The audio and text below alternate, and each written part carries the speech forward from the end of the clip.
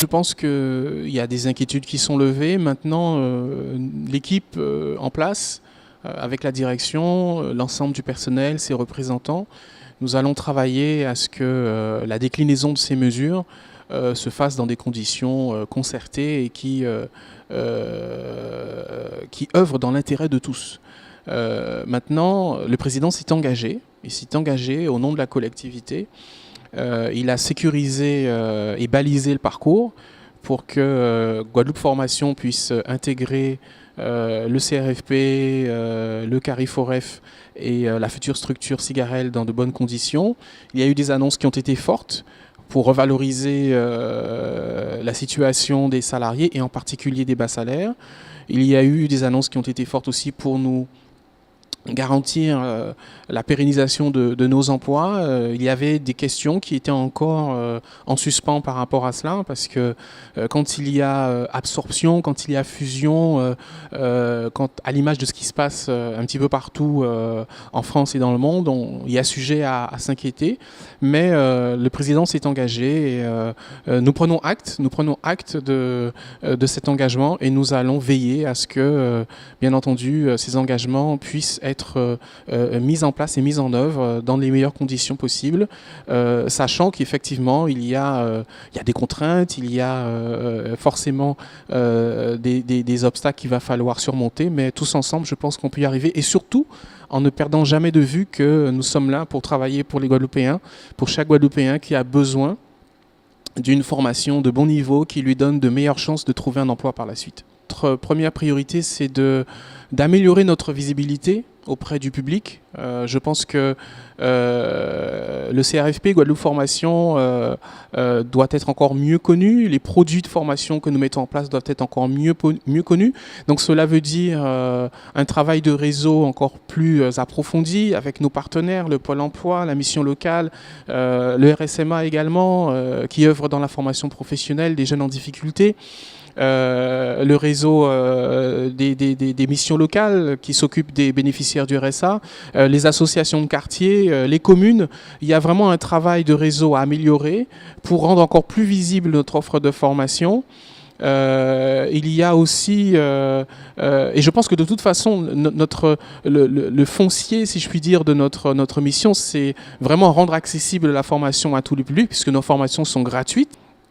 Faire en sorte que les formations que nous mettons en place correspondent le mieux possible aux attentes du public, mais surtout qu'elles soient en adéquation avec les perspectives de développement économique des métiers qui sont en tension, des secteurs d'activité en émergence. Il y a beaucoup à faire dans certains secteurs d'activité pour pouvoir donner la possibilité aux Guadeloupéens, jeunes ou moins jeunes, parce qu'il n'y a pas que les jeunes qui soient concernés par la précarité, qui soient concernés par le chômage, mais vraiment redonner confiance à la population en leur permettant d'accéder à des formations qui soient au plus près des réalités économiques. Et ça aussi, cela signifie un travail encore plus significatif de mise en synergie des ressources et des besoins avec les entreprises, avec tous les corps qui représentent les secteurs d'activité. Donc il y a encore un gros travail à faire. À améliorer, on va dire, pour optimiser justement les chances de tous les Guadeloupéens d'accéder à une formation, leur donnant donc des atouts supplémentaires pour trouver un emploi par la suite. Aujourd'hui, c'est une étape fondamentale qui est franchie, puisque le traité de fusion entre le CRFP et Guadeloupe Formation a été signé respectivement par les présidents des deux structures.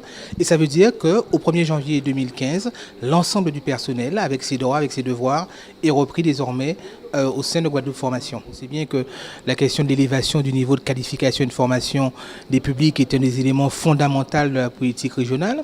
C'est vrai que c'est aussi un grand enjeu en termes d'organisation des services, parce que vous devez fusionner des personnes qui ont des horizons professionnels, des passés professionnels différents, mais il faut souder tout le monde un petit peu autour du même objectif, arriver, comme l'a annoncé le président, à faire 2000 entrées en formation pour l'année 2015. Donc on aura à la fois un programme de formation ambitieux, mais on aura également des éléments un peu plus de ressources humaines, parce qu'il faudra faire converger les rémunérations, faire converger les fonctions, donc un travail aussi de mise à plat des effectifs, donc à la fois travailler un peu en résumé, en externe pour accroître le nombre de stagiaires en formation et puis travailler aussi en interne pour que Guadeloupe Formation soit définitivement opérationnelle. On va donc intégrer le CRFP, Cariforef, Cigarel, qui est un centre pour l'apprentissage des langues.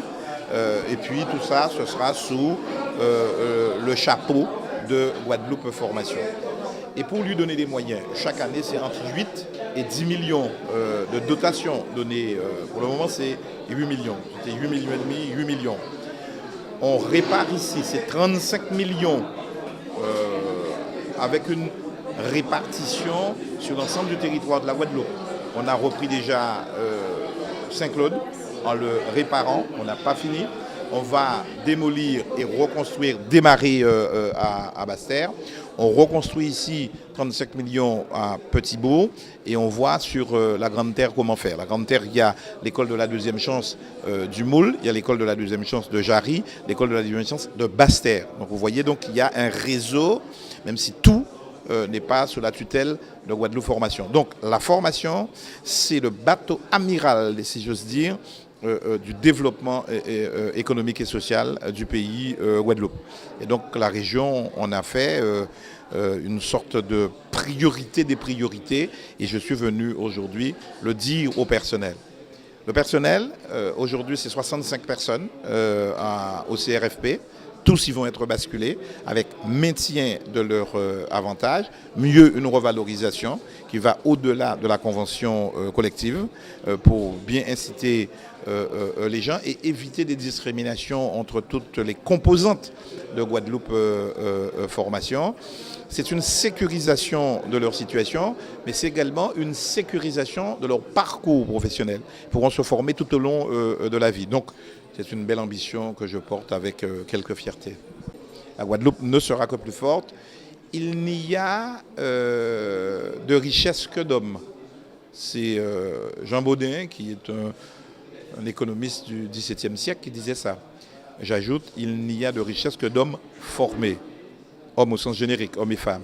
Que d'hommes formés. C'est la vocation de Guadeloupe Formation, c'est l'ambition de la région Guadeloupe. Faire en sorte qu'aucun Guadeloupéen ne reste sur le bord du chemin.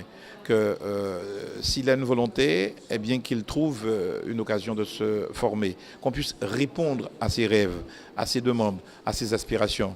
En matière de formation, nous voulons être toujours prêts à répondre aux demandes des uns et des autres.